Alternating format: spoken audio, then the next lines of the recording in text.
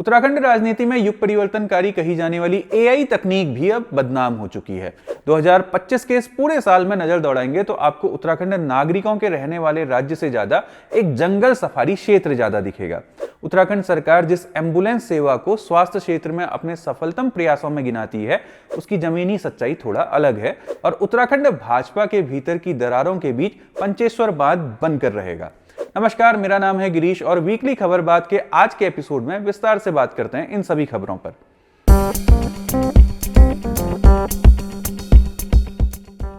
दुनिया भर में एप्स्टीन फाइल के खुलासे पर बहस चल रही है। देश में उन्नाव रेप पीड़िता को न्याय दिलाने की मांग चल रही है और उत्तराखंड में अंकिता भंडारी हत्याकांड में वीआईपी का पर्दाफाश करने पर सियासत। ये सियासत भी ऐसी कि इसमें वीआईपी का तो कुछ बिगड़ा या नहीं बिगड़ा, लेकिन बेचारा एआई झूठे ही बदनाम हो चुका है। अंकिता हत्याकांड और हाल में उससे जुड़े सियासी बवाल पर आप पूरा वीडियो ऊपर दिए लिंक में देख सकते हैं। फिलहाल उत्तराखंड में इस वीआईपी शब्द के चक्कर में जो मुंह खोल रहा है वो बदनाम हो जा रहा है। फिर उसे कहना पड़ रहा है भैया ये तो एआई है। वीआईपी का ये विवाद अब इतना गहरा चुका है कि भाजपा के भीतर खाने आपको समझ ही नहीं आ रहा है कि कौन किसके साथ है। जैसे पूर्व मुख्यमंत्री त्रिवेंद्र सिंह रावत ने जैसे ही कहा कि अंकिता हत्याकांड पर गहराई से जांच करनी होगी, तो वसूली अभियान मोर्चा नाम के फेसबुक पेज ने उनकी तस्वीर उर्मिला सनोवर राठौर के साथ पोस्ट कर दी।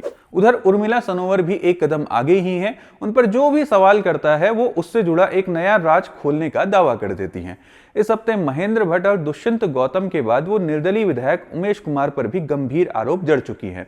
कहानी फिर वही, सबको कहना पड़ रहा है भैया ये तो एआई है एआई। वैसे एआई का जैसा इस्तेमाल भाजपा अपने बचाव के लिए कर रही है, उससे तीखा एआई का इस्तेमाल वो विपक्ष पर आरोप लगाने के लिए भी करती है। उत्तराखंड कांग्रेस के अध्यक्ष गणेश गोदियाल ने अंकिता से जुड़े मामले में अपने तेवर तेज क्या किए, उनका भी एक एआई जनरेटेड वीडियो जारी कर दिया गया। पिछले ही हफ्ते हरीश रावत का एक एआई जनरेटेड वीडियो जारी कर उन्हें देशद्रोही बताया गया था। पूर्व मुख्यमंत्री हरीश रावत ने आरोप लगाया कि जब वो इसकी एफआईआर करने पुलिस स्टेशन गए तो 4 घंटे तक उनकी एफआईआर ही नहीं लिखी गई। ये तो हाल है राज्य की राजधानी में पूर्व मुख्यमंत्री की एफआईआर दर्ज करने का। बाकी आम जनता का क्या होगा, आप इसका अंदाजा लगा सकते हैं। वैसे इस घटना से उत्तराखंड कांग्रेस की एकजुटता की पड़ताल भी जरूर करनी चाहिए।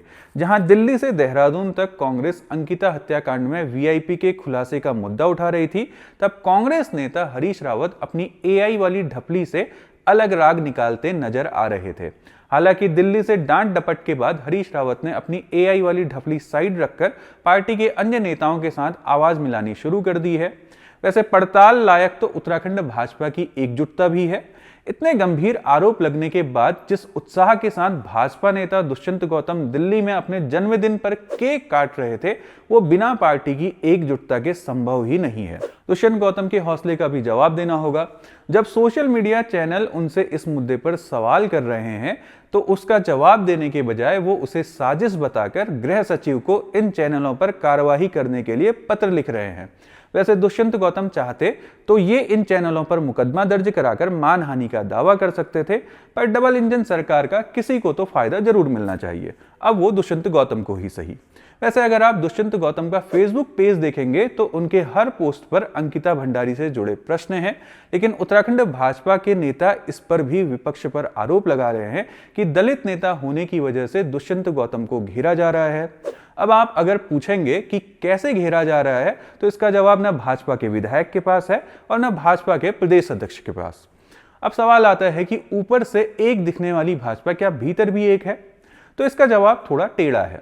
पहला तो त्रिवेंद्र सिंह रावत के पार्टी लाइन से हटकर बयान देते ही उनकी जो तस्वीर सोशल मीडिया पर आई वो दिखाता है कि उत्तराखंड भाजपा में बड़े स्तर पर भी दो गुट हैं।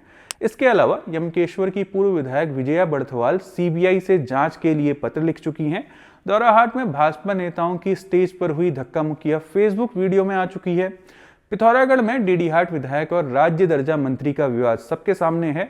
ऐसे और भी कई उदाहरण हैं जो दिखाते हैं कि उत्तराखंड भाजपा में जमीनी स्तर पर खूब दरारें हैं, जो चुनाव की तारीख आने के साथ बढ़ती नजर आ रही हैं। ऐसे में भाजपा 2027 के चुनाव में कौन से मुद्दे लेकर जनता के बीच जाने वाली है? इस सवाल का उत्तर आपको अनिल बलूनी की इस हफ्ते की रामनगर यात्रा से मिलता है। सांसद अनिल बलूनी इस हफ्ते रामनगर के दौरे पर थे, जहां वो प्रतिबंधित मांस प्रकरण में आरोपी मदन जोशी के घर पर गए थे। आपको ध्यान होगा कुछ महीने पहले रामनगर में प्रतिबंधित मांस के झूठे प्रकरण में मारपीट की एक घटना हुई थी, जिसमें मदन जोशी मुख्य आरोपी थे। हाईकोर्ट तक ने उनकी अग्रिम जमानत देने से इनकार कर दिया था और फिलहाल अभी भी वो जेल में हैं। सांसद अनिल बलूनी की अपने कार्यकर्ता के परिजनों से ये भेंट ये बताने को काफी है कि भाजपा 2027 का चुनाव किस मुद्दे को लेकर लड़ने की तैयारी कर रही है। वैसे भाजपा के नजरिए से देखा जाए तो उसके पास इसके सिवा और कोई रास्ता भी नजर नहीं आता है। जैसा हम सब जानते हैं कि रोजगार, शिक्षा और स्वास्थ्य वो 3 मुद्दे हैं जिससे उत्तराखंड के लोग आज भी जूझ रहे हैं। उत्तराखंड में रोजगार पर तो कुछ कहने के लिए है नहीं, शिक्षा और स्वास्थ्य के हाल आप जानते ही हैं। अब इसी हफ्ते की खबर है कि सरकार कॉलेज में पढ़ाने वाले प्रोफेसरों से अब लावारिस कुत्ते गिनाने का काम करवाने वाली है। सरकार स्वास्थ्य से जुड़े अपने दावों में एम्बुलेंस सेवा को अपनी उपलब्धि के तौर पर दिखाती है। चलिए डंडी कंडी से अस्पताल पहुंचने वाली खबरों को छोड़कर आज आपको एम्बुलेंस सेवा की जमीनी हकीकत भी बताते हैं। इसी हफ्ते पिथौरागढ़ जिला अस्पताल से एक एम्बुलेंस मरीज को लेकर हल्द्वानी के लिए चलती है, लेकिन रास्ते में खराब हो जाती है और करीब 2 घंटे बाद दूसरी एम्बुलेंस आने के बाद मरीज को ले जाया जाता है। बीते मंगलवार ही गोपेश्वर में भालू के डर से एक छात्रा बेहोश हो जाती है। अस्पताल पहुंचाने के लिए एम्बुलेंस करीब 45 मिनट बाद पहुंचती है, जबकि जिला अस्पताल और स्कूल के बीच की दूरी महज 1 किलोमीटर की थी। टिहरी से पिछले हफ्ते ही खबर है कि वहां एक सीएचसी में विधायक निधि से खरीदी एम्बुलेंस चालक का इंतजार कर रही है। नवंबर के महीने की ही खबर है अल्मोड़ा के लमगड़ा और पौड़ी के थैलीसैंण से, जहां मरीज को एम्बुलेंस न मिलने की खबर आई थी। बीते अक्टूबर के महीने में बागेश्वर और अल्मोड़ा में 2 लोगों की मौत के पीछे का कारण एम्बुलेंस का समय पर नहीं पहुंचना बताया गया था। सितंबर के महीने बागेश्वर से एम्बुलेंस को धक्का लगाकर स्टार्ट करने की खबर आई थी। अगर आप महीने दर महीने खबर निकालेंगे तो आपको पता चलेगा कि सरकार के दावों और जमीनी हकीकत में बहुत ज्यादा अंतर है। आप इसे एक अन्य उदाहरण से समझिए। हम आपको इस हफ्ते मानव वन्य जीव संघर्ष से जुड़ी खबरों की अखबारों की कटिंग दिखा रहे हैं और साथ में कैबिनेट मंत्री धन सिंह रावत के एक बयान का ऑडियो। देखिए, अब एक तो हमने स्कूल के टाइम बदल रहे हैं, कल ही देखा होगा आपने, आदेश हमने किया है। दूसरा, वन विभाग से भी और जिला प्रशासन से हमने निवेदन ये किया है कि बच्चों के लिए सुरक्षा के लिए उचित उपाय किए जाए और वन विभाग की टीमें जहाँ जहाँ ऐसी दिक्कत है, वन विभाग की टीमें स्कॉट करके बच्चों का इसको ले जाएंगे। जो ऑडियो आपने सुना और जो कटिंग आपने देखी वो दोनों इसी हफ्ते की हैं। ये तो सिर्फ इस हफ्ते की बात है, लेकिन अगर आप मानव वन्य जीव संघर्ष के पिछले 25 सालों के आंकड़े सुनेंगे तो आपको भी भ्रम होने लगेगा कि कहीं 25 सालों में उत्तराखंड लोगों के रहने वाली जगह से जंगल सफारी का इलाका तो नहीं बन गया है।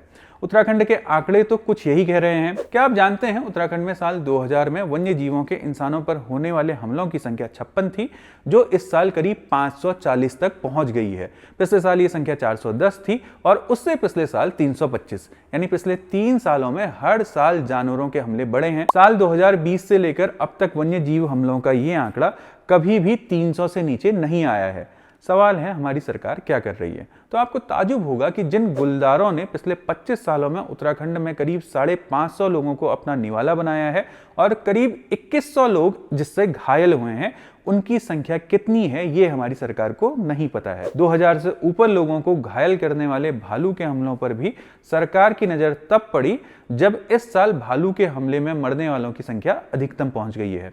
राज्य में भालू की संख्या भी सरकार नहीं जानती है। अब ये तो हुई जंगली जानवरों की बात। सो मान लेते हैं कि हमारी सरकार सिर्फ और सिर्फ जनता के बारे में सोचती है, तो यहाँ भी ऑनलाइन शिक्षा और डिजिटल इंडिया जैसे नारों के बीच उत्तराखंड की हकीकत अलग ही नजर आती है। इन नारों के बीच उत्तराखंड की स्थिति ये है कि यहाँ पिथौरागढ़ जिले के धारचूला में जनता को राशन लेने के लिए जो केवाईसी की ऑनलाइन प्रक्रिया करानी है, उसके लिए सिग्नल नेपाल की सिम में आते हैं। यानी भारत के राशन कार्ड धारक नेपाली सिम से ई-केवाईसी करा रहे हैं, क्योंकि उनके गांव में भारतीय कंपनियों के टावर के सिग्नल आते ही नहीं हैं। हो सकता है कि नेपाल के इस मोबाइल टावर सिग्नल सहायता से ही प्रभावित होकर हमारे कैबिनेट मंत्री सतपाल महाराज जोश जोश में कह गए कि पंचेश्वर बांध बनकर रहेगा। कैसा गजब है ना। अभी 15 दिन पहले ही खबर आई थी कि उत्तराखंड देश के सबसे ज्यादा भूकंप प्रभावित क्षेत्रों के जोन 6 में शामिल किया गया है और 15 दिन बाद कैबिनेट मंत्री का पंचेश्वर बांध का राग सुनाई दे रहा है। एक बार के लिए सोचा जा सकता है कि सतपाल महाराज बड़े कैबिनेट मंत्री हैं, तो उनकी नज़रों से भूकंप जोन 6 में शामिल होने वाली खबर कहीं छूट गई होगी। लेकिन कैबिनेट मंत्री 10 दिन पहले ही तो नेपाल के राजदूत डॉक्टर शंकर प्रसाद शर्मा से मुलाकात कर चुके हैं। क्या नेपाल के राजनीतिक हालात पर उनकी कोई बातचीत नहीं हुई होगी? वैसे क्या कैबिनेट मंत्री सतपाल महाराज को यह पता होगा कि जिस पंचेश्वर बांध बनने की घोषणा वो कर रहे हैं वो एक ऐसी नदी पर बनना है जो हमारे देश की अंतर्राष्ट्रीय सीमा बनाती है? हो सकता है कैबिनेट मंत्री को पंचेश्वर बांध बनने से जुड़ा गुप्त भविष्य ज्ञान नेपाली राजदूत से मिलकर ही पता चला हो। बाकी जनता का क्या है, नेताजी जो बोले वही सच मान लेती है।